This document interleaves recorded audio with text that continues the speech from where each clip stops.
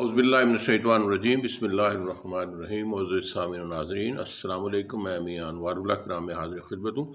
आज हम गुफ्तगू करेंगे अमेरिका का ज़वाल और चाइना का अरूज के हवाले से।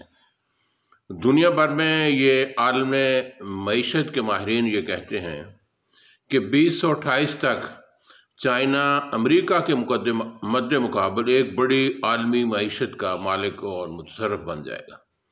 और आपको इल्म है कि चाइना का जो ग्रॉस डोमेस्टिक प्रोडक्ट है वो सालाना 100 ट्रिलियन येन है।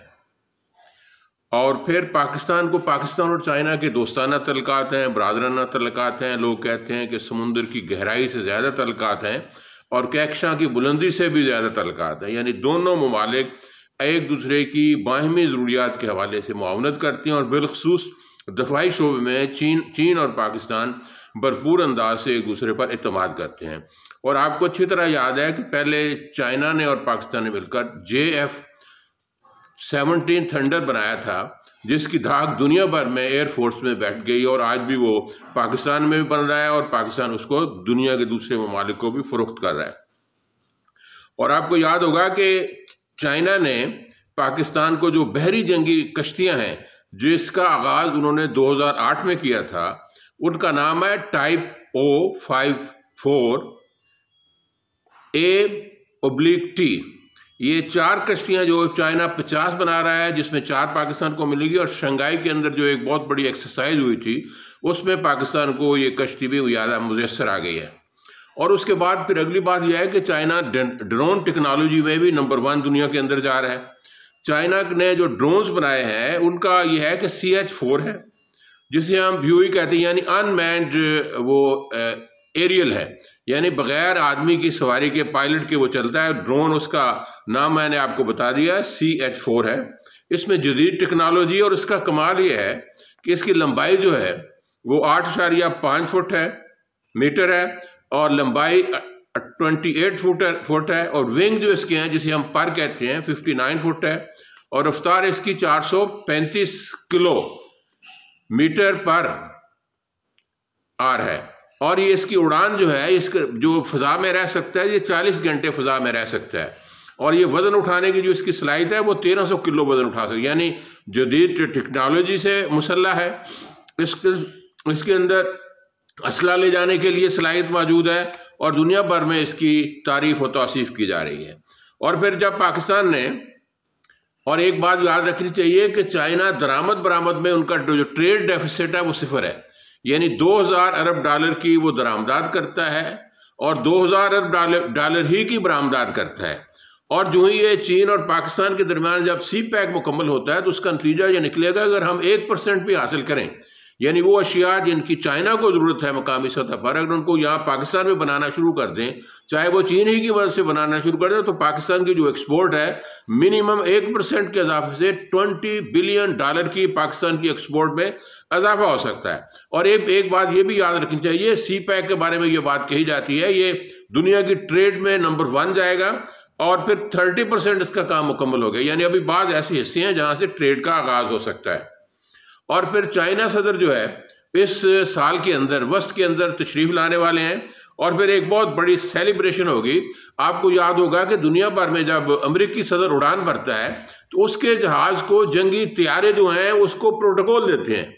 और जब पिछली मरतबा पाकिस्तान के अंदर चीनी सदर तशरीफ़ लाए हैं तो पाकिस्तान के JF-17 थंडर ने उनको प्रोटोकॉल दिया। और इस बात का वेला अमेरिका के वाशिंगटन में यह हुआ कि पाकिस्तान क्या समझता है कि जो अमेरिका के मुकाबले में चाइना एक बड़ी आलमी कुव्वत बन गया है मुआशी एतबार से। तो इसकी जो परेशानी थी, फिर इंशाल्लाह जब दोबारा पाकिस्तान के अंदर ये चाइनीज़ सदर आएंगे तो पाकिस्तान भी उसी तरह उन्हीं प्रोटोकॉल के ज़रिए चाइनीज़ सदर की आमद को खुशामदीद कहेगा। और एक बात जो हमें याद रखनी चाहिए कि चाइना ज़वाल पजीर है और चाइना ज़वाल पजीर की बजाय चाइना अरूज की तरफ जा रहा है और अमेरिका ज़वाल पजीर है। यानी दुनिया भर में सारे आलमी सतह पर लोग कह रहे हैं कि चाइना रूबे तरक्की है और जो अमेरिका है वो रूबे ज़वाल है। और फिर इसके साथ ही हम ये बात कहते हैं कि امریکہ کے بارے میں جو اس کے اندر سے جو آوازیں اٹھ رہی ہیں وہ بھی بڑی خطرناک ہیں. وہ فرماتے ہیں جناب رچرڈ صاحب، انہوں نے ایک رسپانسیبل اسٹیٹ کرافٹ کے اندر انہوں نے یہ مضمون لکھا ہے جس میں یہ کہا ہے کہ امریکہ کا نظام تباہ ہو رہا ہے، معیشت کو 16 خرب ڈالر کا گھاٹا پڑا ہے.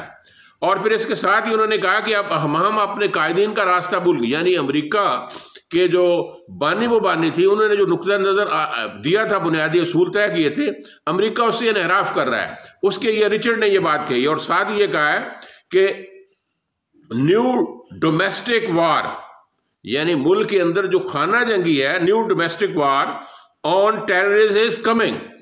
یعنی ہمارے ملک کے اندر جس طرح ہم نے عراق کو جنگ و جدل کے اندر مبتلا کیا اور ظلم و زیادتی اور تشدد کیا، اسی کے حوالے سے دنیا جو انسانیت ہے اس کی بددعاؤں کے نتیجے میں آج امریکہ کے اندر بھی ایک جو وار آن ٹیرر تھی وہ امریکہ کے اپنے داخلی مسائل کے اندر گھس گئی، اور قوم جو ہے اس میں انتشار پیدا ہو گیا، افتراق پیدا ہو گیا، جنگ و جدل ہو گئی ہے.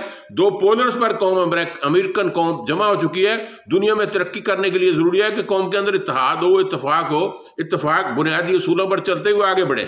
لیکن امریکہ نے داخلی محاذ پر بھی ناکامی ہوئی ہے اور خارجی محاذ پر بھی، ہر محاذ پر امریکہ کو ناکامی کا سامنا کرنا پڑا ہے. اور یہ بات اس کے بعد پھر ایرانی وزیر خارجہ نے بھی یہ دھمکی لگائی کہ اگر آپ ہمارا جو نیوکلیئر ڈیل ہے اگر آپ جلدی نہیں کرتے تو پھر ایران بھی اپنے تئیں خود مختار اور آزاد ہوگا اپنے معاملات کو، ایٹمی ٹیکنالوجی کو آگے بڑھانے کے حوالے سے. اور پھر یہ آپ کو یاد ہوگا کہ جب رچرڈ نکسن تھا میدان کے اندر 1972 کے اندر، تو اس کے مخالف سینٹر میکلم نے یہ بات کہی تھی، رچرڈ نکسن کہی تھی کہ کم ہوم.